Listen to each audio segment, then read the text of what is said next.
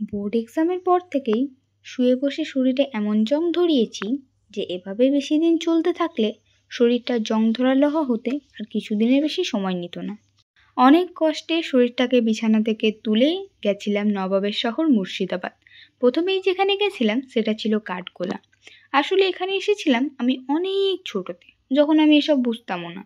কিন্তু এখন এতদিন পর যাওয়ার পরে যে সুন্দর কারুকার্যগুলো চোখের সামনে ধরা পড়ে, সে প্রত্যেকটা ভিডিও না নিয়ে ঠিক পারছিলাম না। আর এটা ছিল জৈনর সেই পুরনো মন্দির।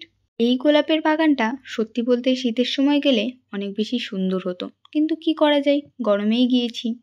আর সত্যি বলতে প্রত্যেকটা জায়গার ছবি ভিডিও না নিয়ে আমার হাতটা ঠিক থামছিলই না, কারণ আমার সব জায়গায় সুন্দর লাগছিল, জানি না কেন। অবশেষে গেছিলাম এই চিড়িয়াখানা। এখানে এত প্রজাতির পাখি ছিল, আর তার থেকেও বেশি ছিল এই রং বেরঙের মাছ। প্রথমত আমার দেখে তো মনে হচ্ছিল এদেরকে ধরে নিই, বাট সেটা তো অ্যালাউ নেই। আর এই যে এনাকে দেখছেন, ইনি আমাকে পাত্তাও দেয়নি। বাড়ি ফেরারই যখন বেরোবো, ঠিক সেই সময় চোখে পড়ে এই মাছগুলো। এদেরকে দেখে সত্যিই আমার বাড়ি নিয়ে আসার ইচ্ছা হলেও আনতে পারিনি। আর এই যে আমাদের বাগদেবী সরস্বতী। আর সব শেষে নজরে পড়ে এই সেই গোপন সুড়ঙ্গ।